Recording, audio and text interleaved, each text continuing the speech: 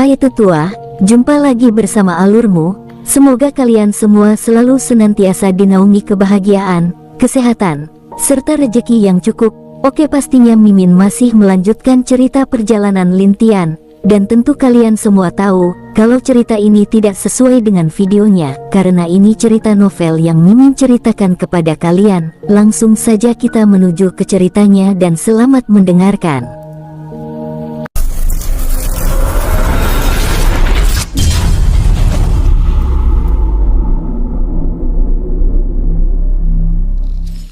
Bukankah seharusnya dia telah mati saat perang dulu terjadi? Dan itu dikatakan langsung oleh Paman Bai Wutian, ucap Lin Tian kaget. Hanya Cerberus kecil yang tidak mengerti kenapa Lin Tian bisa memasang wajah kaget seperti itu, padahal itu hanyalah kuburan dari seseorang yang sudah lama mati. Dia mencoba mendekati pedang itu juga. Cerberus kecil melihat dengan teliti tulisan tersebut, sebelum dia membacanya dengan tenang. Kuburan Mingyun. Siapa itu? Pikir Cerberus kecil. Roh alam bawah memandang Lin Tian dengan wajah penasaran. Dia yakin kalau Lin Tian mengetahui sesuatu tentang orang bernama Mingyun itu. Lin Tian tidak memperhatikan tatapan dari roh bodoh itu, karena dia masih menatap kuburan itu dengan kebingungan, sebab Bai Wutian sebelumnya pernah mengatakan tentang nama Mingyun. Tapi dalam pikirannya, orang ini telah mati di saat peperangan zaman dulu. Jadi bagaimana bisa ada kuburan dengan pedangnya di sini? Bukankah ini benar-benar sesuatu yang mencurigakan? Lalu siapa yang menguburkannya di sini? Banyak pertanyaan yang mengisi seluruh otaknya itu. Tanpa disadari Lin Tian, suhu di sana menjadi semakin dingin, dan ada hawa yang sedikit mencekam di sekitar puncak itu. Bahkan roh alam bawah tidak dapat merasakan sedikit pun perubahan yang terjadi. Nah, sepertinya kamu adalah pemimpin baru para dewa. Tidak kusangka bisa melihat seorang pria muda berbakat sepertimu di saat terakhir dalam hidupku. Suara tua dan juga penuh dengan kewibawaan terdengar di atas puncak tersebut. Lin Tian seketika menjadi waspada dan mencoba memeriksa sekitarnya.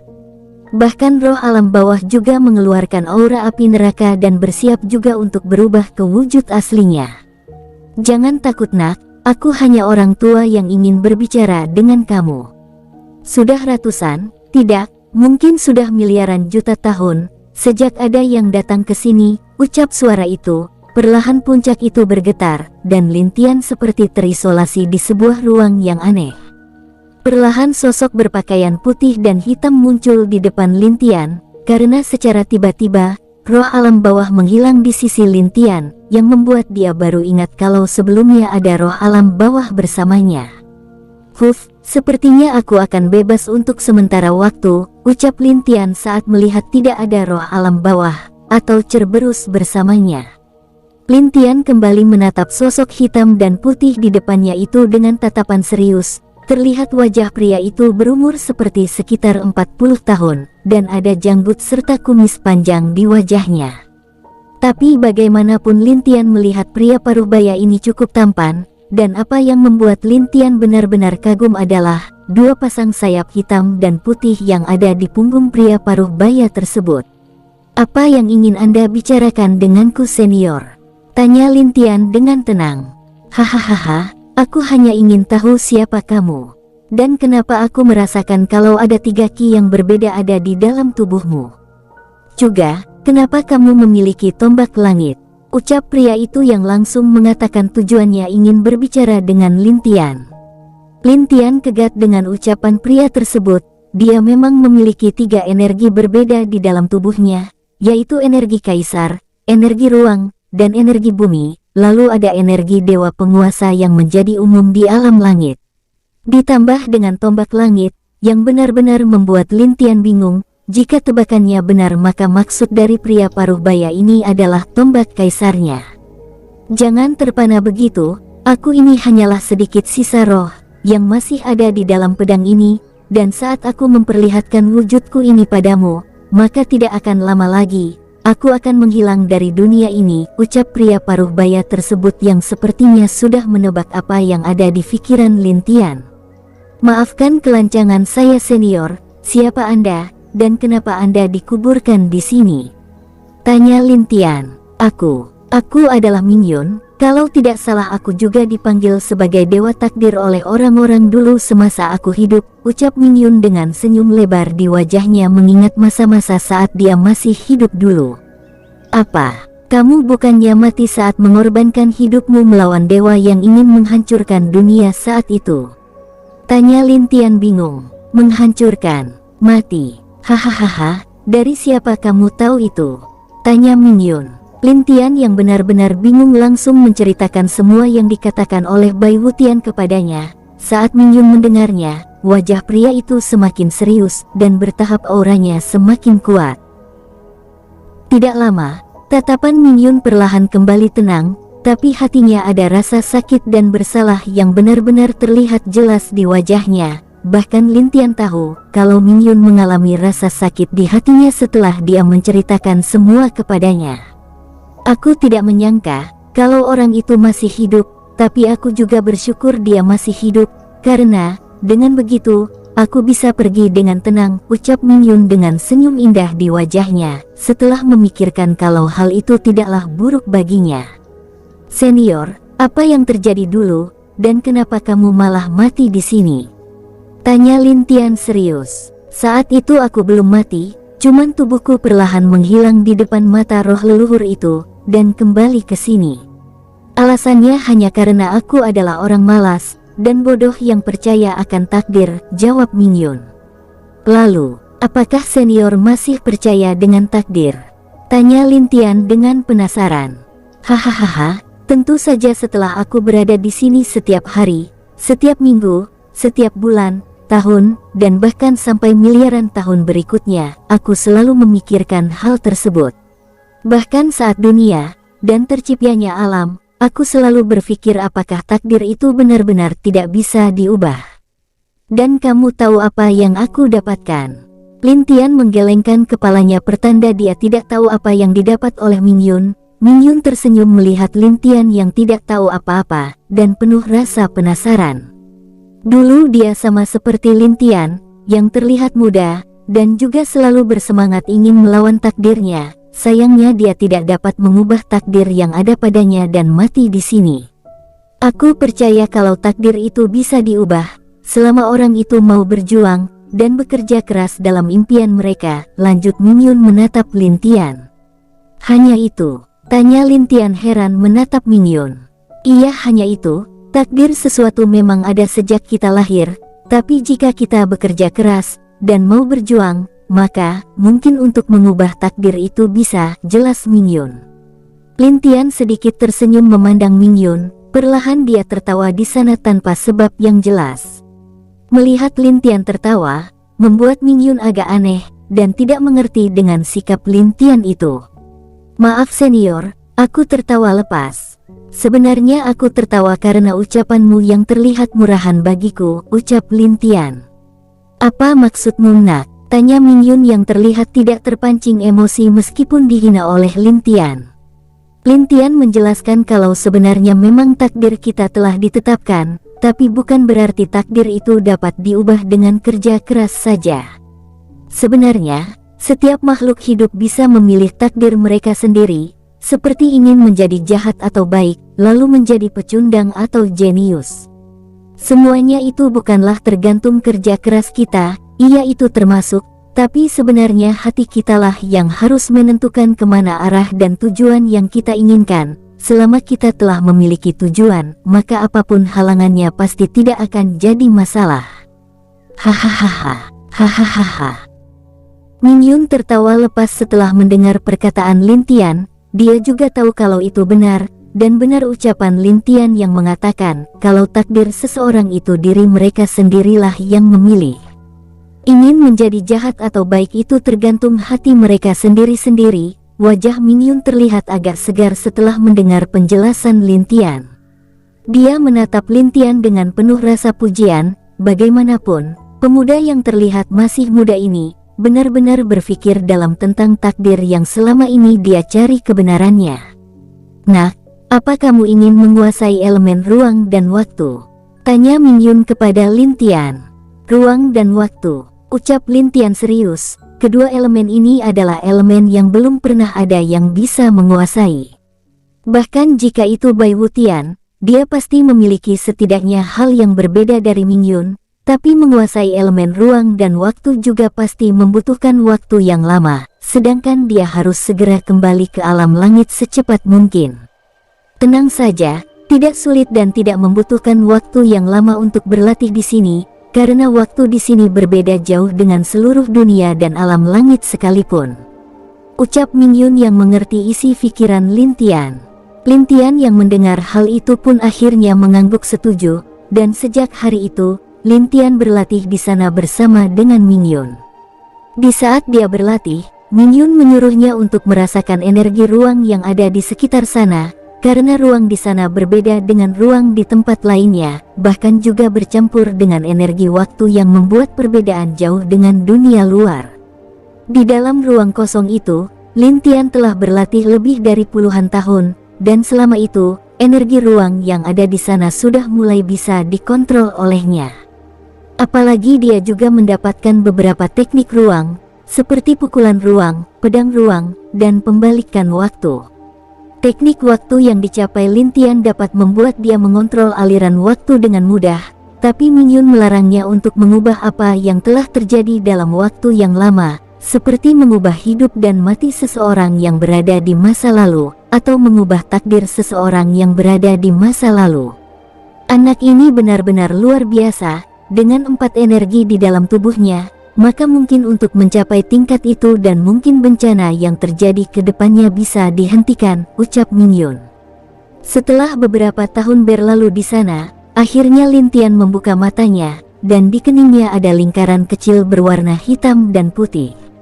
Tanda di keningnya adalah tanda yang berarti dia telah menguasai hukum ruang dan waktu, dan dia sekarang bisa disebut sebagai dewa takdir yang baru. Sudah waktunya untukmu melihat masa lalu nak, di mana dewa sesungguhnya hidup, dan kenapa masa saat itu hancur lebur. Ucap Mingyun. Apakah aku harus melihatnya? Tanya Lin Tian serius. Ayo mulai, ucap Mingyun. Lalu tanpa menunggu jawaban dari Lin Tian, dia dengan paksa membalikkan waktu ke zaman di mana dia masih hidup dulu, dan zaman itu adalah zaman di mana permulaan hancurnya dunia itu, dan zaman di mana perang besar terjadi selama ini. Perlahan Lin Tian mulai merasa pusing dan dia akhirnya tidak sadarkan diri, sedangkan setelah Lin Tian tidak sadarkan diri, suasana di tempat itu berubah menjadi jalanan menuju sebuah kota.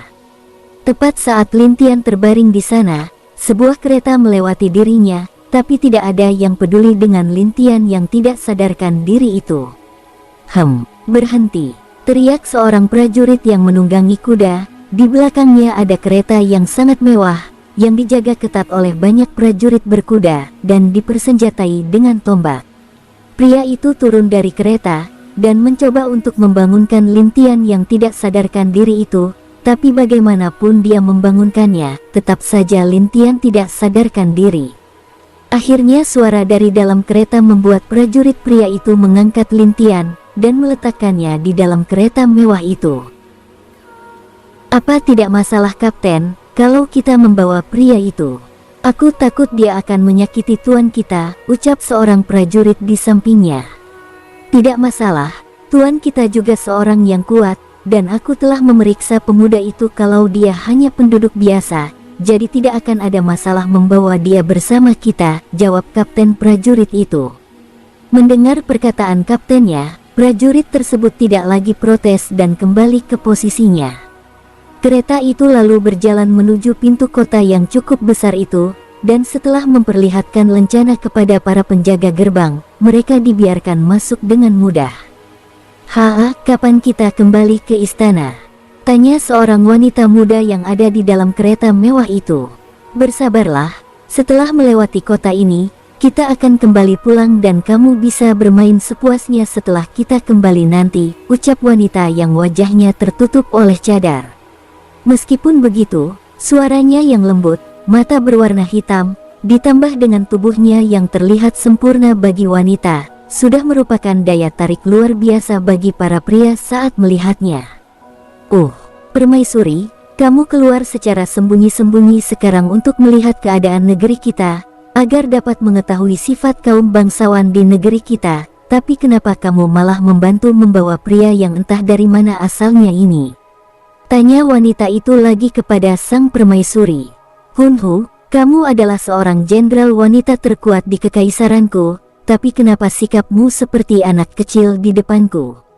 Di mana jenderal tombak es yang dikenal sangat dingin itu? Tanya wanita yang dipanggil permaisuri itu. Aku tidak ingin mendengarnya dari kakak. Lagian negeri kita sudah menjadi yang terkuat dari kekaisaraan dan kerajaan lainnya, bahkan sekte besar pun tidak sebanding dengan kita. Kenapa kita harus memeriksa kota seperti ini? Jawab wanita bernama Hunhu. Sebenarnya, mereka berdua adalah dua saudari sedarah dan memiliki orang tua yang sama, tapi usia mereka berbeda beberapa tahun, yang membuat sang permaisuri itu menjadi kakak tertua bagi Hunhu. Negeri kita meskipun yang terkuat dari negeri lain, tetap saja masih tidak sebanding dengan 8 dewa-dewi. Juga kamu harus tahu, semakin besar dan kuat sebuah negara, maka semakin banyak tikus-tikus kantor nakal yang muncul. Jawab permaisuri dengan nada menghela nafas. Semakin besar negeri mereka, dan semakin kuat juga negeri mereka, maka semakin banyak juga masalah yang berasal dari dalam negeri mereka sendiri. Kadang juga karena para bangsawan merasa kalau negeri mereka sudah sangat kuat, maka mereka dapat dengan bebas melakukan apapun terhadap negara maupun negeri yang lebih lemah dari mereka. Apakah benar begitu kak? Tanya Hunhu dengan wajah penasaran. Aduh, kakak kenapa kamu memukulku? Tanya Hunhu. Kamu ini, jangan berpura-pura bodoh di depan kakak. Seharusnya kamu juga tahu meskipun kakak tidak memberitahumu, ucap permaisuri sambil terlihat marah memandang adiknya itu. Aku ini hanya wanita yang lembut dan penuh perhatian kak, mana mungkin aku tahu hal seperti itu, jawab Hunhu terlihat agak malas menjawab hal tersebut. Kakak, dia sudah bangun, ucap Hunhu kepada permaisuri tersebut. Lintian yang baru sadar, dia kaget karena tiba-tiba dia berada di sebuah kereta aneh, dan terlihat mewah dari dalamnya, tapi jika dia terus memperhatikan kereta itu seperti kereta pedagang biasa. Hanya saat Lintian sadar, dia menatap dua wanita di depannya. Satu wanita Hunhu terlihat sangat cantik sebagai seorang wanita, dan satunya lagi Lintian tidak bisa dengan jelas melihat wajahnya. "Di mana aku?" tanya Lintian bingung. "Hei, kamu tadi tidak sadarkan diri di jalanan, dan saat kakakku melihatmu dia tanpa ragu membawa masuk ke dalam kereta ini," ucap Hunhu dengan nada tenang.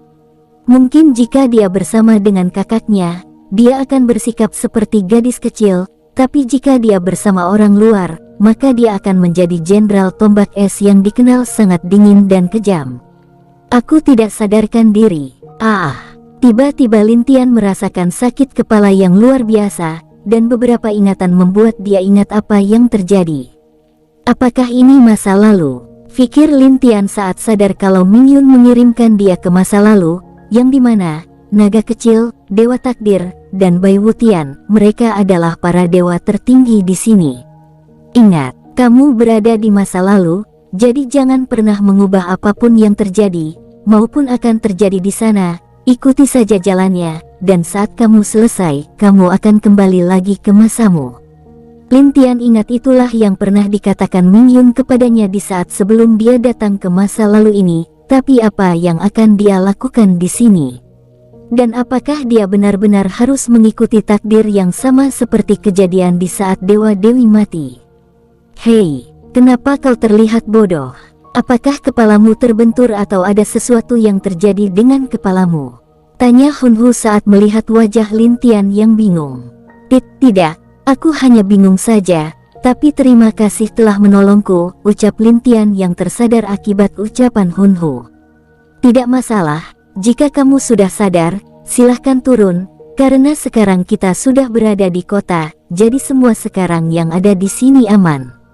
Hunhu terlihat ingin mengusir Lintian dari kereta itu, karena dia tahu tidak baik bagi kakaknya terlalu terlihat oleh penduduk lokal, maupun bangsawan yang ada di sini, karena mungkin ada bahaya yang akan datang melanda kakaknya, jika terlalu banyak orang yang tahu akan kehadiran kakaknya itu.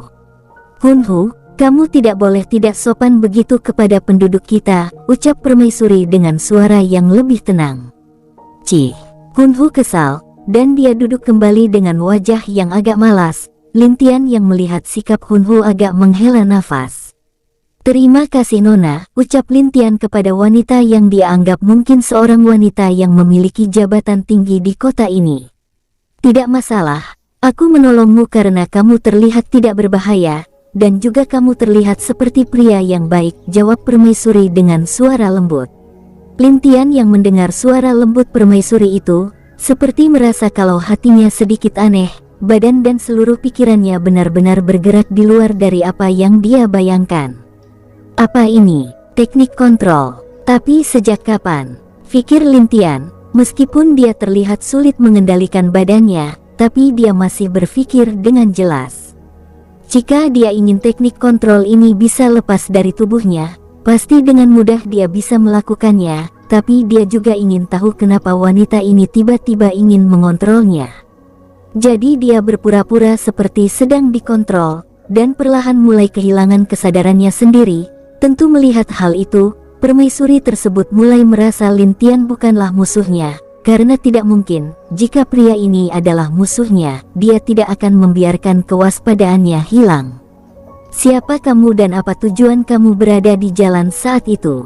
Tanya Hunhu yang tahu kalau Lin Tian telah dikendalikan oleh kakaknya. Namaku, siapa? Aku siapa? Apa yang aku lakukan? Lin Tian tiba-tiba berteriak kesakitan di depan kedua wanita yang mulai cemas dengan keadaan Lin Tian. Siapa aku? Aku di mana? Ucap Lin Tian menatap kosong ke arah dua wanita tersebut. Kamu. Wajah Hunhu agak marah menatap Lin Tian malah bertanya balik kepadanya. Dia lalu melihat ke arah kakaknya dan langsung bertanya apa yang terjadi dengan Lin Tian. Kemungkinan ingatannya telah dihapus dan mungkin juga dia adalah budak orang lain yang mencoba lari. Lalu jatuh di tengah jalan di mana kita temukan dia tadi, jawab permaisuri setelah menganalisa kalau Lin Tian benar sedang dalam kontrolnya, jadi dia hanya bisa memikirkan dua alasan itu untuk membuat dia yakin tentang Lin Tian. Hei, berpura-pura seperti ini lebih baik agar aku bisa mengorek beberapa informasi dari mereka secara perlahan, pikir Lin Tian.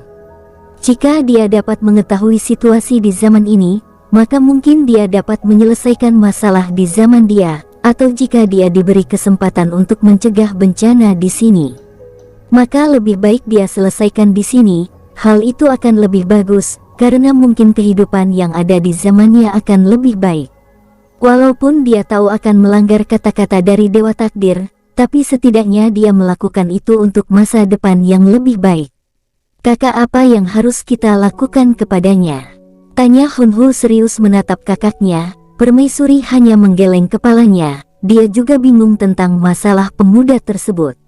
Kamu tahu siapa aku? Tanya permaisuri itu menatap Lin Tian sesaat setelah dia memikirkan beberapa pertanyaan bagus yang tidak akan melukai pria di depannya. Kamu, siapa? Tanya Lin Tian balik kepada permaisuri dengan wajah masih terlihat bingung. Permaisuri menghela nafas, lalu menarik kembali kekuatan kontrolnya terhadap Lin Tian. Perlahan mata Lin Tian kembali normal, tapi dia berpura-pura terlihat masih bingung dan tidak tahu apa yang terjadi kepadanya. Apa yang terjadi? Tanya Lin Tian berpura-pura bingung. Tidak apa-apa, hanya kamu tadi melamun di saat aku menanyakan namamu, jawab Hunhu. Nama? Aku siapa? Tanya Lin Tian yang terlihat polos dan bingung. Tidak masalah. Namamu adalah Zhang dan kamu bertugas sebagai pelayanku, ucap permaisuri itu dengan tenang. Pelayan? Pelayan apa? Tanya Lin Tian bingung, tapi sebenarnya dia juga terkejut dengan ucapan wanita di depannya, yang berani mengatakan kalau dia adalah pelayannya.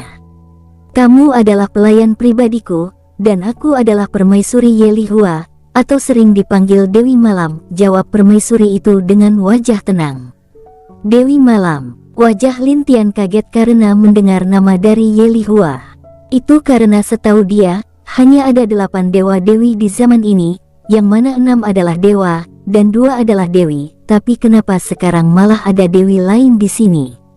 Hal ini benar-benar di luar jangkauan Lin Tian. Nah, Aku harap kamu tidak mengubah masa lalu, ucap Dewa Takdir yang melihat dari puncak tempat dia berada sebelumnya. Dewa Takdir yang terlihat memandang ke langit tempat dia mati itu agak sedih. Mungkin dia dulu dikenal dengan Dewa Takdir yang menguasai ruang dan waktu dan dapat mengubah takdir seseorang dengan gerakan tangannya saja. Tapi tidak ada yang tahu kenyataan di balik kekuatannya ini.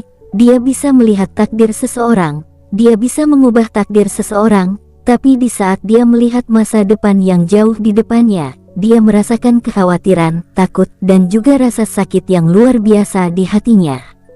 Karena itulah sejak dia tahu masa depan dari zamannya, dia tidak pernah ikut campur dalam masalah dunianya saat itu, dan dia memilih diam serta berpura-pura menjadi acuh kepada orang di sekitarnya.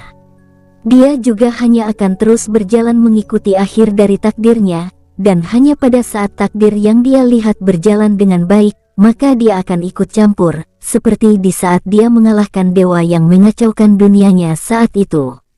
Hanya kamu yang takdirnya tidak bisa kuprediksi, setiap detik, menit, dan jam, takdirmu selalu berubah, ucap Dewa Takdir menghela nafas saat memikirkan Lin-Tian. Dewa Harimau Suci, Dewa Naga Langit, dan anak dari Dewa Harimau Suci, ditambah beberapa orang di dekatnya, aku bahkan tidak bisa melihat takdir mereka. Dan sekarang takdir temanku Lingdi juga sudah mulai berubah, bahkan sudah mulai tidak terlihat. Sungguh pemuda yang luar biasa, ucap Dewa Takdir sambil tersenyum. Hal-hal yang sekarang satu persatu berhubungan dengan Lin-Tian sudah mulai menutup takdir orang itu, dan juga takdir mereka perlahan telah berubah menjadi kacau. Bahkan dia yang dijuluki Dewa Takdir pun tidak dapat melihat pasti apa yang terjadi kepada orang-orang di sekitar Lin-Tian. Lin-Tian yang masih bingung dengan semua ucapan dari Ye Lihua, dia tidak dapat berkata-kata. Ternyata selain 8 dewa dewi, masih ada orang-orang yang hampir sebanding dengan mereka. Seperti permaisuri dari Kekaisaran Malam, dan dia juga dijuluki sebagai Dewi Malam, yang memiliki kekuatan lebih tinggi dari dewa penguasa tingkat tinggi tahap puncak. Di atas dewa penguasa tingkat tinggi ternyata adalah setengah dewa kaisar, ucap Lin-Tian di dalam hatinya. Hal yang paling membuat Lin-Tian takjub adalah, seorang setengah dewa kaisar dapat membuat dunia kecil mereka sendiri, dan mereka bisa mengatur kehendak apapun yang dia inginkan, dari setiap pengikut mereka yang ada di dunia kecil mereka itu. Tapi tidak semua setengah dewa kaisar yang dapat melakukannya, dan Ye Lihua adalah salah satu dewi yang dapat membuat dunia kecilnya sendiri. Di mana dunia kecilnya sekarang berada di bawah dunia yang mereka tinggali sekarang. Ingat, kamu adalah pelayan pribadiku. Jadi setelah kembali ke istanaku, kau ikuti perintahku, dan jangan berani bermain-main, ucap Ye Lihua. Baik permaisuri, jawab Lin-Tian walaupun dia tidak mau, tapi dia terpaksa patuh karena dia tidak mengerti tempat dia tinggal ini. Ye Lihua mengangguk puas, dan dia tidak lagi memperhatikan Lin-Tian, karena di depannya terlihat ada keributan yang sedang terjadi. Di dalam keributan itu ada beberapa pria muda dan tua sedang berkelahi memperebutkan sesuatu. Apa keributan ini? Ucap Hunhu dengan wajah kesal, dan membuka jendela kereta itu dengan marah. Jenderal, di depan terjadi perkelahian, ucap salah satu bawahan Hunhu saat melihat dia mengeluarkan kepalanya. Apa alasannya? Tanya Hunhu. Itu, mereka merebutkan wanita, dan uang, jawab prajurit itu ragu, karena hal ini sangatlah memalukan bagi seorang pria. Melihat wajah malu-malu prajuritnya, membuat Hunhu menjadi agak malas, dan dia langsung memerintahkan untuk membereskan masalah yang ada di depan mereka itu. Kenapa di dunia ini masih saja ada orang bodoh yang berkelahi karena wanita dan harta? Ucap Hunhu setelah duduk di samping Ye Lihua. Di seluruh dunia ini akan selalu ada keributan, baik dan buruk sebagai keseimbangan, sama seperti terjadinya malam dan siang, jawab Ye Lihua. Tapi kadang pria itu sangat bodoh. Hanya karena satu wanita, dia mau saja berkelahi, bahkan dengan saudara kandung mereka sendiri. Hunhu masih melihat keluar dengan kekesalan, sedangkan Lin-Tian terdiam dengan ketenangan wanita di depannya ini. Jika dibandingkan dengan Bai Yu atau Dewi Air, maka mungkin wanita ini lebih memiliki ketenangan yang luar biasa. Kenapa? Apakah ada sesuatu di wajahku? Tanya Ye Lihua menatap Lin Tian yang terlihat menatapnya dengan aneh. Tidak, hamba hanya kagum dengan ketenangan permaisuri, jawab Lin Tian dengan sopan. Tekanan ini, wajah Hunhu berubah menjadi serius sesaat ada tekanan yang luar biasa muncul di kerumunan itu. Lin Tian yang berada di dalam kereta juga menjadi serius, karena tekanan yang ia rasakan benar-benar melebihi tekanan seorang dewa penguasa tingkat tinggi. Di zaman ini, benar-benar melahirkan banyak monster, ucap Lin Tian dalam hatinya. Bisa dibilang, zaman yang ia datangi ini adalah zaman di mana para ahli kuat berada. Mungkin jika dia bandingkan dengan alam langit sekarang, jelas kalau zaman ini jauh lebih kuat dan unggul daripada alam langit yang sekarang. Kemungkinan jika dua wanita di depannya ini muncul di alam langit, maka tidak akan ada seorang pun yang menjadi lawan mereka. Lin Tian dan dua wanita itu langsung mengangkat sedikit alis mereka. Ledakan besar terdengar dari arah kerumunan tersebut. Banyak orang-orang yang melihat itu terlempar dan terluka akibat ledakan yang terjadi di sana. Apa ini? Ucap salah satu prajurit yang ada di luar kereta. Dari depan mereka melihat sosok yang dipenuhi aura hitam, dan di kepalanya ada dua tanduk yang terlihat seperti tanduk banteng. Lin Tian yang melihat itu, dia berpikir kalau orang itu adalah hasil dari percobaan orang-orang misterius yang mengacau di alam langit yang pernah dia lawan. Klan Iblis, ucap Hunhu serius. Klan Iblis. Lin Tian kaget dengan sebutan yang dikatakan oleh Hunhu tersebut. Iya, mereka adalah pengikut dari Dewa Iblis, salah satu dari 8 dewa dewi tertinggi. Tapi setauku, klan Iblis sangat rendah hati, dan juga tidak mudah marah, tapi kenapa dia? Hunhu terlihat serius menatap pria yang mengeluarkan aura iblis tersebut. Biasanya, klan Iblis sangatlah rendah hati, dan juga sangat baik, tapi memang sekali mereka marah, maka sangat sulit untuk menenangkan mereka. Mungkin ada alasan yang serius sampai-sampai membuat klan Iblis itu marah, jadi Hunhu kamu turun dan selesaikan dengan cepat, tapi ingat, kamu jangan membuat keributan yang terlalu besar, ucap Ye Lihua memerintahkan Hunhu untuk turun tangan. Baiklah kak, aku akan mencoba menjadi wanita yang feminim, agar banyak pria yang menyukaiku seperti kakak, jawab Hunhu dengan wajah tenang turun dari kereta tersebut. Kamu sudah cantik dengan sifatmu itu, kenapa harus menjadi feminim? Tanya Lin Tian heran. Hunhu hanya mendengus dingin ke arah Lin Tian, karena ucapan yang dia dengar sebelum pergi ke tempat keributan tak jauh dari tempatnya berada. Melihat wajah kesal Hunhu, entah kenapa Lin Tian agak tidak berdaya. Sikap Hunhu sekarang terlihat seperti gadis kecil yang sedang kesal karena tidak mendapatkan permen atau mainannya. Baru pertama kali aku melihat adikku bersikap begitu terhadap orang luar, apalagi kamu baru saja bertemu dengannya. Itu benar-benar di luar perkiraanku, ucap Ye Lihua kepada Lin Tian. Apakah itu karena dia membenciku? Tanya Lin Tian. Tidak, dia tidak membencimu. Adikku lebih peka terhadap orang berhati busuk yang berada di dekatnya, dan sikap yang ditampilkan dia kepadamu itu lebih tidak ke membenci, jawab Ye Lihua. Nah, dia benar-benar tidak bisa menahan diri kan?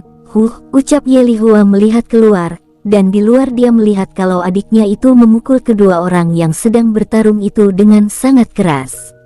Lin Tian yang juga melihat keluar menjadi sedikit tidak bisa berkata-kata. Wanita ini memang jauh berbeda dari kakaknya. Jika kakaknya memiliki aura seorang permaisuri, maka adiknya memiliki aura seorang berandalan. Kenapa aku merasa kalau wanita ini mirip seseorang yang aku kenal? Pikir Lin Tian dalam hatinya saat menyaksikan kebrutalan dari wanita tersebut. Lin Tian sedikit mengerutkan kening saat melihat iblis yang dipukuli oleh Hunhu itu. Dalam perkataan Dewa Takdir, dia dikirim ke masa di mana perang akan dimulai, tapi seharusnya dia tidak dikirim ke tempat permaisuri Ye ini berada. Kenapa dia harus muncul di depan dua saudari ini? Dan apa maksud Dewa Takdir kalau dia tidak boleh mengubah takdir yang ada di sini? Mata itu. Wajah Lin Tian sedikit terkejut dengan perubahan suku iblis yang memiliki ciri-ciri sama dengan makhluk darah. Lin Tian tanpa pikir panjang keluar dari kereta. Saat Permaisuri Ye melihatnya turun, tidak ada tindakan apapun darinya. Di saat Lin Tian keluar, wanita itu hanya menatap Lin Tian dengan ketenangan yang luar biasa berbeda dari sebelumnya. Siapa dia? Energi yang terpancar dari tubuhnya benar-benar berbeda dari energi 8 dewa dewi ataupun bangsa kami, ucap Permaisuri Ye dengan serius. Lin Tian yang turun dari kereta itu, dia langsung muncul di depan Hun Hu menghalanginya memukul iblis tersebut. Melihat Lin Tian berada di depannya, wajah Hun Hu sedikit tidak enak memandang Lin Tian. "Minggir kau!" teriak Hun Hu. "Sudah cukup. Kenapa kamu suka main pukul tanpa mau mendengarkan penjelasan orang lain?" ucap Lin Tian agak marah. Dari tadi meskipun iblis ini terus berusaha menyerang Hun Hu, Lin Tian dapat melihat kalau dia tidak bermaksud untuk bertarung dengannya, malah seperti iblis ini ingin bunuh diri dengan meminjam tangan Hun Hu. "Apa maksudmu?" tanya Hun Hu dengan marah. Aura Dewa Kaisar keluar dan mencoba menekan Lin Tian. Tapi Lin Tian yang sudah maju ke dewa penguasa tingkat tinggi tahap rendah sejak berlatih bersama Dewa Takdir tidak berpengaruh sedikit pun dengan tekanan Hun Hu tersebut. "Cukup," terak Lin Tian. "Boom!" Lin Tian yang marah langsung mengeluarkan tekanannya juga, dan auranya bahkan sejajar dengan Hun Hu saat dia mengubah wujudnya menjadi ke elemen es. Rasa takjub muncul di mata setiap orang yang merasakan kekuatan Lin Tian tersebut. Mereka dapat dengan jelas mengerti kalau Lin Tian melindungi dirinya dari tekanan Hun Hu, dan malah membuat mereka merasakan ketenangan saat berada di bawah tekanan Lin Tian. "Ini aura seorang kaisar tertinggi," ucap Ye Lihua dengan serius saat merasakan tekanan dari Lin Tian. Bahkan, dia yang dikatakan sebagai seorang yang sejajar dengan Dewa Dewi saat ini pun merasakan kesejukan dan ketenangan luar biasa dari aura Lin Tian itu. Hanya Hun Hu yang merasakan dirinya semakin tertekan saat itu, bahkan dia sedikit terkejut dengan tekanan luar biasa yang berasal dari Lin Tian itu. "Hun Hu, hentikan. Biarkan dia menjelaskan masalahnya, dan kamu kembalilah ke dalam," ucap Ye Lihua yang sangat mengerti bila Lin Tian dan Hun Hu terus seperti ini, hanya akan membuat Hun Hu semakin tertekan. Hun Hu yang sangat kesal, dia langsung menghilangkan tekanannya, dan dia kembali tanpa melihat ke arah Lin Tian. Dia bahkan menghentakkan kakinya, karena dia sangat kesal sebelum naik lalu masuk ke dalam keretanya. Semua orang di sana takjub dengan apa yang terjadi. Jenderal wanita terkuat dari Kekaisaran Malam, dibuat mundur oleh seorang pria yang tidak jelas asal-usulnya. Tapi ada beberapa orang menatap Lin Tian dengan penuh penghormatan. Di saat Lin Tian melindungi mereka tadi, dan di hati kecil mereka, sudah mulai ada rasa kekaguman kepada Lin Tian. Karena itu, Lin Tian tanpa sadar sudah mulai mengumpulkan kekuatan kepercayaan dari dalam dirinya. Hal ini sungguh bisa dibilang sebuah kecelakaan yang tidak disengaja oleh Lin Tian sendiri, dan bisa dibilang keuntungan besar bagi Lin Tian. "Kamu tidak apa-apa?" tanya Lin Tian kepada iblis tersebut. Iblis itu tersenyum dan berterima kasih kepada Lin Tian dengan tulus, tapi Lin Tian jelas kalau di hatinya merasa kecewa karena Hun Hu tidak jadi membunuhnya saat itu. "Kenapa kamu sangat ingin mati?" tanya Lin Tian yang membuat mata semua orang di sana, dan sekaligus dua wanita yang berada di dalam kereta kaget. Apa maksudnya pria itu ingin mati? Apa dia pikir kalau pria itu hanya menyerah selama bertarung denganku? Fikir Hun Hu. "Aku, jangan mengelak, aku tahu kekuatanmu itu luar biasa, dan mana mungkin kamu bisa kalah dengan mudah oleh seorang wanita kecil seperti itu," ucap Lin Tian berterus terang, yang membuat Hun Hu sangat marah saat mendengar ucapannya. "Oh itu, apa perlu kita berbicara berdua saja? Jika kamu mau, aku bisa melakukannya untukmu," ucap Lin Tian serius. Mendengar hal itu, sang iblis mengangguk. Lalu Lin Tian menyentuh tangannya, dan tiba-tiba dia dan iblis itu menghilang dari pandangan semua orang di sana. Tentu Lin Tian tidak menghilang, tapi dia berpindah tempat ke ruang berbeda dari yang lain. "Swiss, di sini tidak akan ada yang mengganggu kita. Kamu bisa mengatakan semuanya dengan bebas," ucap Lin Tian. Iblis itu mengangguk, lalu dia menceritakan kenapa dia sangat ingin mati. Itu ada masalah dengan suku iblis mereka, yang tiba-tiba berubah menjadi liar, bahkan sampai dewa iblis yang sekarang tidak bisa menemukan apa masalah yang terjadi terhadap suku iblis. Saat itu, dia merasakan kalau tubuhnya juga mulai perlahan-lahan tidak bisa dikontrol, jadi dia berusaha mencari cara untuk bunuh diri dengan bagus, dan selanjutnya seperti yang Lin Tian lihat tadi. Apakah dewa iblis masih baik-baik saja? Tanya Lin Tian serius. Aku tidak tahu, tapi ada satu hal yang aku ketahui, yaitu ada pertemuan antar dewa-dewi yang akan diadakan beberapa hari lagi, dan menurut berita yang aku dapatkan, sebentar lagi seluruh dunia ini akan mengalami bencana pemusnahan, ucap sang iblis. Bencana, kamu keluarlah, ucap Lin Tian saat mendengar suara yang muncul dari belakangnya itu. Lalu sesosok wanita keluar dari kegelapan di ruang tersebut. Saat Lin Tian melihatnya, wajah Lin Tian agak jelek, karena wanita yang keluar dari sana adalah Ye Lihua permaisuri kekaisaran malam. Kamu Dewi Malam, ucap sang iblis dengan wajah ketakutan. Dewi Malam adalah seorang permaisuri yang sama kuatnya dengan 8 dewa-dewi di alam tersebut, dan dikatakan kalau dia adalah wanita yang sangat dingin, dan sangat membenci sistem yang diterapkan oleh dewa-dewi yang ada di alam tersebut. Apa maksudmu, kalau dunia kita ini akan terjadi bencana? Tanya Ye Lihua serius. Itu, wajah sang iblis ketakutan. Dia mencoba melihat ke arah Lin Tian yang masih diam, dan memandang wanita itu dengan tatapan bingung. Tuan, ucap sang iblis. Lin Tian meminta dia diam. Lalu Lin Tian berdiri di depan sang iblis dengan masih menatap Ye Lihua dengan tatapan tajam. Dia tidak menyangka kalau wanita ini bisa menembus masuk ke ruang yang dia buat. Padahal, jika Lin Tian pikirkan, tidak akan ada satu orang pun yang dapat menembus ke ruang yang dia ciptakan. Jangankan menembus, untuk menemukan ruang ini juga hanya sedikit kemungkinan. Kenapa kamu bisa masuk ke sini? Tanya Lin Tian. Aku masuk dengan ini, jawab Ye Lihua yang langsung mengangkat jari manisnya. Sesaat itu sebuah benang merah terikat ke jari manis Lin Tian juga. Melihat benang merah itu, wajah Lin Tian seketika itu kaget. Dia merasakan kalau benang merah ini terikat dengan dirinya, dan Ye Lihua, bahkan dia entah kenapa tidak bisa melepaskan benang itu dari dirinya.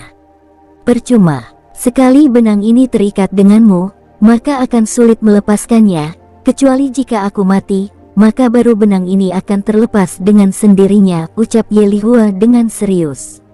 Mendengar ucapan dari Ye Lihua membuat Lin Tian cemberut, kenapa wanita ini memasang benang merah kepada dirinya begitu saja. Jika dia tebak, benang ini hanya bisa digunakan sekali, dan tidak ada cara untuk melepaskannya jika didengar dari ucapan Ye Lihua. Lalu apa tujuanmu padaku? Kenapa kamu mengikutiku? Tanya Lin Tian serius. Tadinya aku tidak benar-benar ingin mengikutimu, tapi karena rasa penasaranku kepadamu, membuat aku menggunakan benang merah takdir ini kepadamu, jawab Ye Lihua. Siapa diriku? Sepertinya kamu tidak pernah percaya dengan perkataanku sebelumnya, bukan? Tanya Lin Tian sambil tersenyum. Iya, kamu benar-benar berbeda dari 8 pengikut dewa-dewi, bukan hanya mereka saja, tapi energimu dan juga auramu berbeda dari kami. Atau bisa kusebut dunia ini, jawab Ye Lihua. Lin Tian terdiam, dia baru ingat kalau energi dan auranya memang berbeda dengan orang-orang di dunia ini, atau lebih tepatnya di seluruh dunia yang masih ada sekarang. Dia benar-benar lupa akan hal tersebut, karena terlalu banyak berpikir tentang masalah dunia ini. Aku tidak menyangka kalau kamu begitu sensitif dengan energiku, ucap Lin Tian menghela nafas. Ini memang naluriku, sejak aku masih kecil, kekuatan ini telah ada di diriku, jadi bisakah kamu menjawab apa maksud dari iblis itu tadi? Ucap Ye Lihua. Seperti yang kamu dengar, kalau bencana akan datang melanda seluruh dunia yang ada. Oh, tidak. Tapi kehancuran, ini disebabkan oleh perang besar yang akan segera terjadi dalam waktu dekat, ucap Lin Tian dengan serius. Dia tidak perlu menyembunyikan masalah tentang bencana kepada Ye Lihua, karena itu tidak akan mengubah takdir, Apalagi cepat atau lambat hal ini juga akan keluar dari mulut 8 dewa-dewi. Apa kamu maksud kalau bencana ini bukan alami, tapi dibuat oleh seseorang? Tanya Ye Lihua. Ye Lihua juga ikut terkejut dengan ucapan Lin Tian yang menjelaskan dunia ini akan hancur oleh seseorang. Setahu dia, masa sekarang masih cukup damai, dan tidak ada konflik yang besar terjadi selama ini. Dia menatap Lin Tian, tapi saat dia melihat wajah dan mata Lin Tian, dia yakin kalau pria ini tidak berbohong.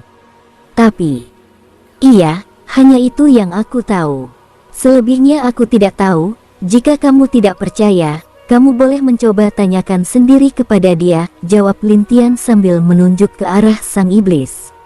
Ye Lihua mengangguk, pertanda dia yakin dengan ucapan Lin Tian. Setelah itu Lin Tian berencana untuk membawa sang iblis ini bersamanya.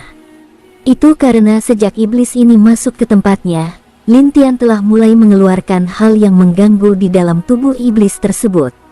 Terima kasih Tuan, ini berkah untuk saya, karena Anda telah membantu saya, ucap sang iblis berterima kasih tulus kepada Lin Tian.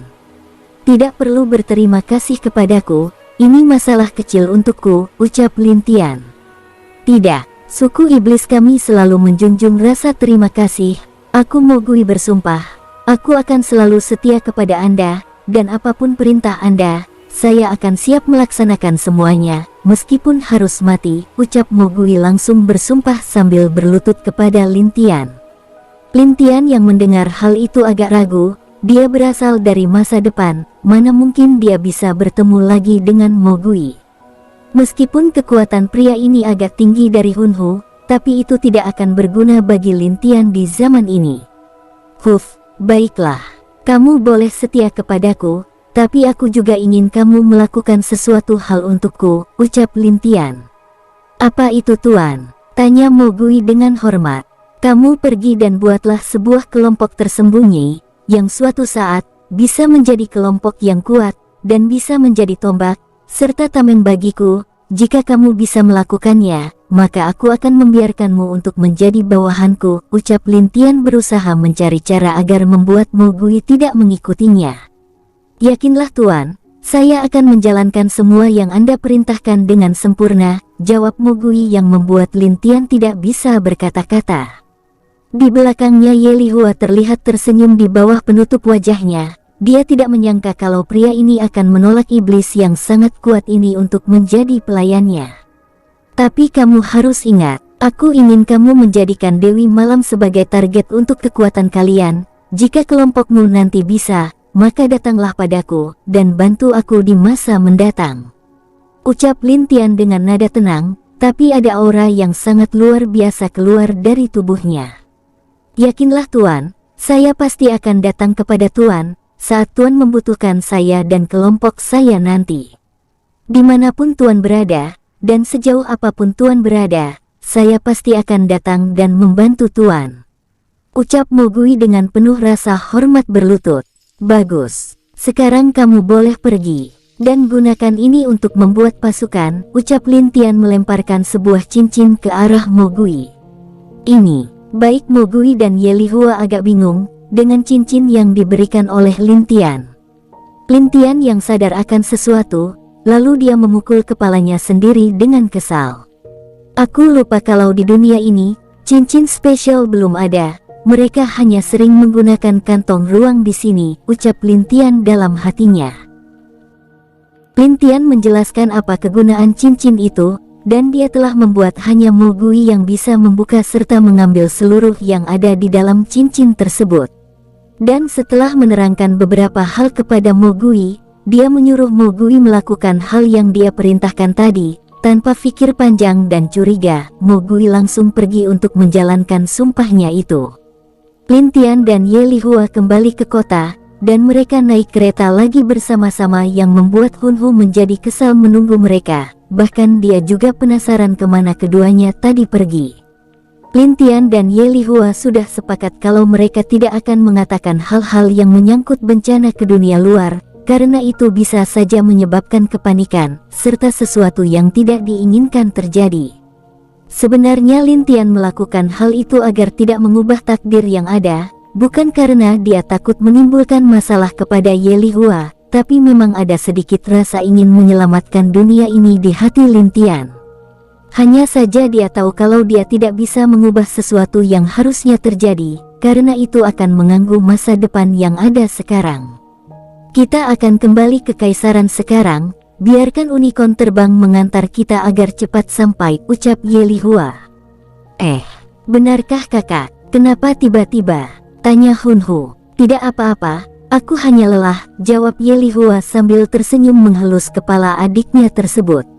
Mereka kembali langsung ke istana dengan kuda yang tadinya hanya kuda biasa, tapi sekarang telah berubah menjadi unicorn, bahkan kereta Ye Lihua berubah menjadi kereta yang sangat mewah dan juga lebih indah dari sebelumnya.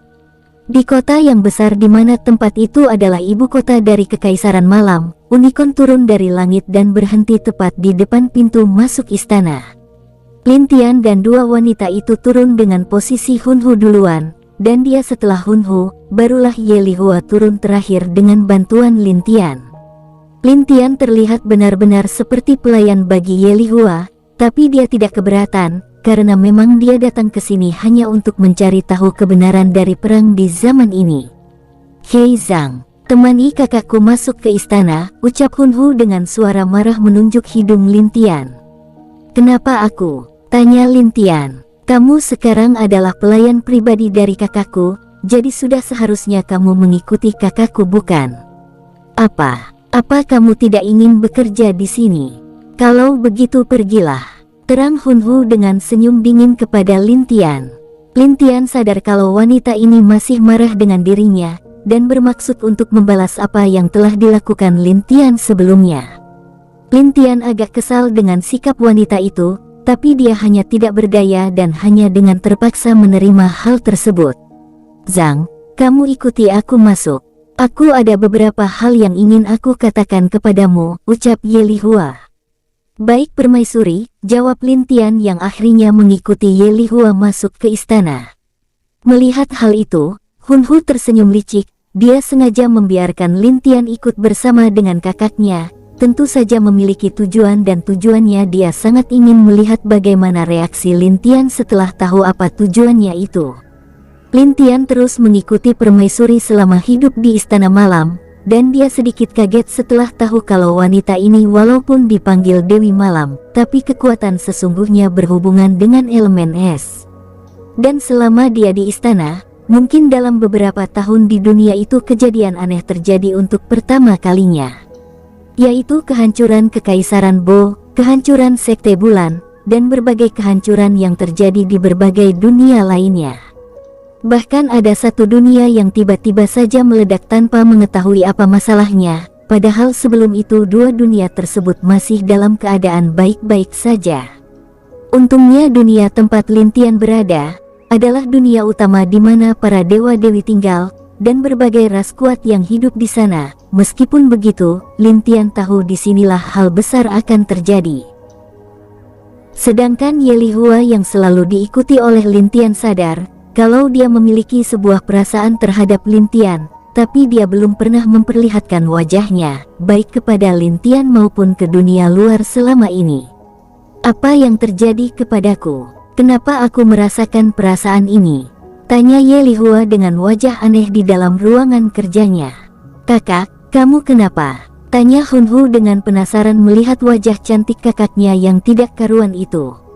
Tidak ada apa-apa. Bagaimana situasinya di benua tengah? Apakah terjadi hal aneh di sana?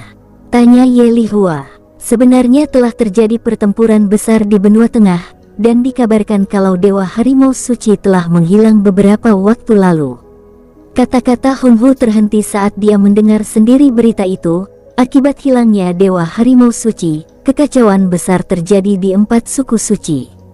Mereka berusaha mencari keberadaan Dewa Harimau Suci, tapi itu gagal. Mereka juga tidak bisa mencari ke dunia luar sekarang, karena hal-hal aneh yang terjadi baru-baru ini. Bahkan dikatakan kalau Dewa Iblis, Dewi Phoenix, Dewa Kura-Kura Hitam, Dewi Kehidupan, Dewa Kematian, serta Dewa Naga Langit, mereka sibuk membicarakan masalah hal tersebut. Hanya saja di antara 8 dewa-dewi, Dewa Takdir tidak mau ikut campur masalah tersebut, karena dia hanya ingin mengikuti takdir yang telah dia lihat. Apakah orang itu akan membiarkan begitu saja kehancuran ini terjadi? Fikir Ye Lihua agak aneh. Tapi karena dia tidak di benua tengah, membuat dia hanya bisa berteriak dan tidak dapat banyak bicara, apalagi jika berhadapan dengan keenam dewa dewi itu. Meskipun dia bisa sejajar jika 1 lawan 1, tapi jika sekaligus melawan mereka semua, tentu dia tidak akan bisa menang.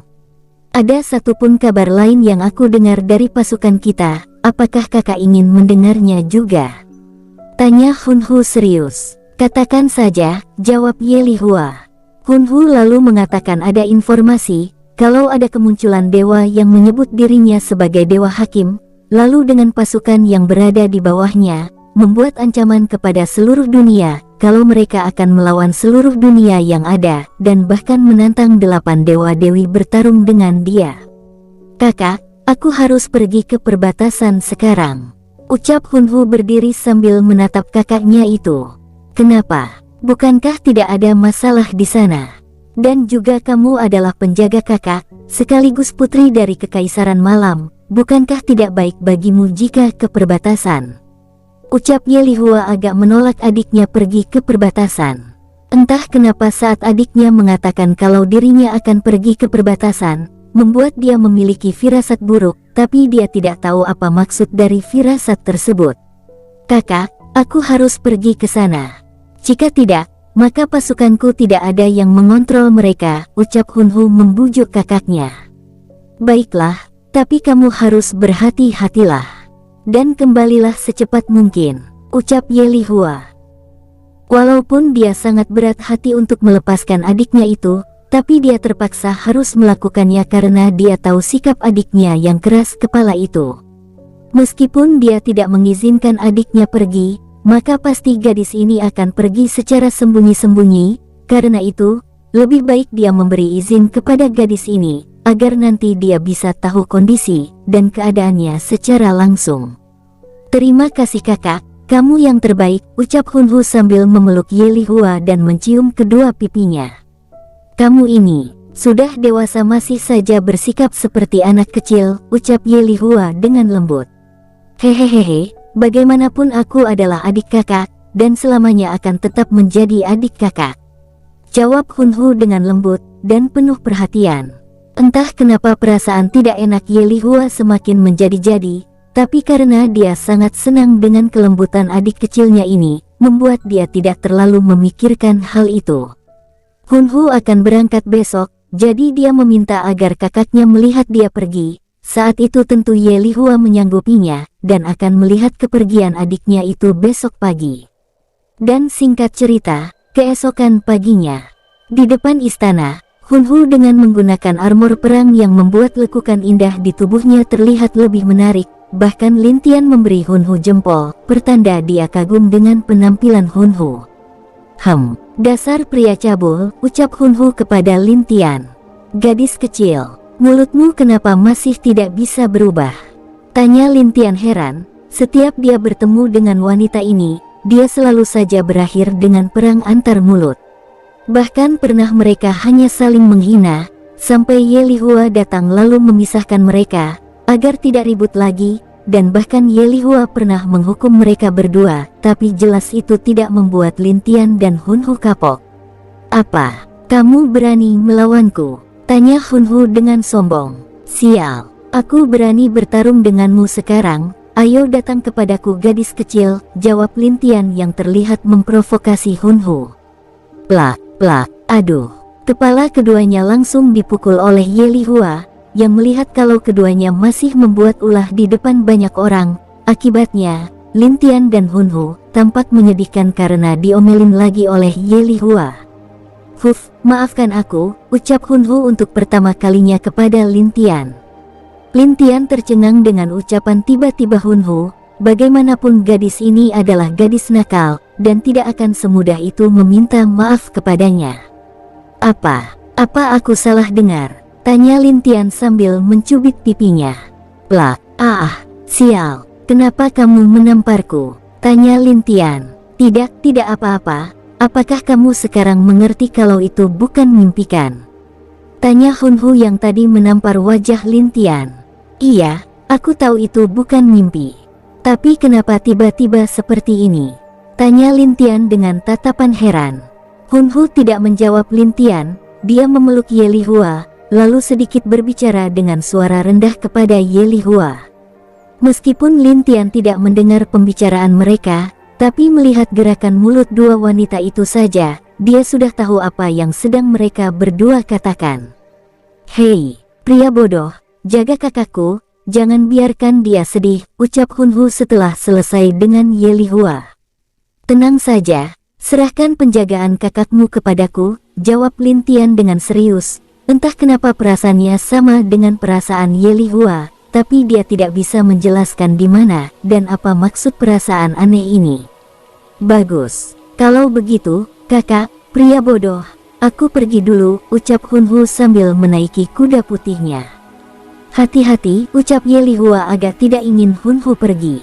Akhirnya Hunhu pergi bersama dengan beberapa pasukan yang ikut bersama dengannya. Lin Tian dan Ye Lihua melihat kepergian Hunhu sampai jelas kalau dia telah menghilang dari pandangan mereka berdua. Apakah dia akan baik-baik saja? Tanya Ye Lihua dengan cemas. Tenang saja, dia pasti akan baik-baik saja, jawab Lin Tian kepada Ye Lihua. Semoga saja. Ye Lihua mengangguk dengan ucapan Lin Tian, adiknya sangat kuat, dan pasti tidak ada masalah berarti di perbatasan sekarang, apalagi perbatasan sangat damai selama ini. Jadi dia kembali ke ruangannya tanpa ada rasa khawatir lagi. Hanya setelah Ye Lihua pergi, semua orang baru bubar di saat itu. Tapi Lin Tian masih berdiri memandang ke arah di mana Hunhu menghilang. Entah apa, tapi perasaannya merasa tidak nyaman sejak Hunhu pergi. Cukup lama dia berdiri di sana, sebelum dia berbalik dan kembali melakukan kegiatan sehari-harinya di istana besar itu. Boom! Ledakan besar terdengar di seluruh dunia utama. Wajah setiap orang di sana berubah sangat ketakutan. Bahkan beberapa dari mereka bisa melihat dari benua tengah ada awan hitam yang perlahan mulai menyelimuti seluruh dunia utama. Lin Tian yang melihat hal itu, dia tahu kalau kehancuran atau perang sebenarnya telah dimulai. Dan kali ini dia datang ke sini untuk mengetahui apa yang terjadi sebenarnya, sampai peperangan besar itu terjadi. Dan dia hanya bisa mendapatkan informasi kalau memang Bai Wutian tiba-tiba menghilang di saat akan adanya pertemuan di benua tengah. Lalu ada dewa takdir yang tidak pernah peduli dengan nasib dunia, dan malah mengurung diri di dunianya sendiri. Apakah kehancuran ini murni karena pengkhianatan dari salah satu 8 dewa-dewi? Pikir Lin Tian serius. Dia tiba-tiba terbang ke langit, dan menggunakan mata kaisarnya untuk melihat apa yang terjadi di benua tengah, tapi apa yang dia lihat sungguh membuat dia kaget. Pertempuran besar telah dimulai, dan dia melihat kalau berbagai ahli kuat sedang bentrok di benua tengah sekarang. Swiss, aku tidak menyangka kalau pertempuran itu akan sampai ke dunia kita, ucap Ye Lihua yang muncul di samping Lin Tian dengan wajahnya masih tertutup. Aku merasakan kalau tidak akan lama lagi, Kekaisaran Malam akan terlibat bentrok, jawab Lin Tian. Tidak ada yang dapat kita lakukan sekarang, hanya ada perang cara kita untuk menyelesaikan semuanya, karena kemungkinan kalau kita terhindar dari kehancuran, itu sangat tipis, jelas Ye Lihua. Lin Tian tentu mengerti tentang hal itu, tapi dia hanya mengangguk sebagai balasan agar Ye Lihua percaya kepadanya, dan dalam beberapa hari ini, si gadis kecil sering mengirimi dia, dan Ye Lihua surat mengenai kabarnya, yang membuat keduanya merasa lega. Pertempuran telah hampir terjadi di mana-mana, tapi hal itu belum sampai di Kekaisaran Malam, jadi di sana relatif tenang, dan tidak ada masalah berarti. Bahkan Lin Tian sedikit heran, karena Kekaisaran Malam yang tidak terlibat dalam pertempuran itu. Apa ini? Kenapa hanya di sini yang terasa aman? Tanya Lin Tian bingung. Tapi tiba-tiba saat dia masih dalam pikirannya, sesosok pria dengan wajah pucat datang ke Istana Malam. Lin Tian melihat sendiri orang itu, lalu mengikutinya dari belakang. Kenapa dia pucat seperti itu? Pikir Lin Tian melihat orang itu sambil mengikutinya dari belakang. bersambung. Sampai ketemu di episode selanjutnya. Semoga kalian semua selalu terhibur, dan terima kasih.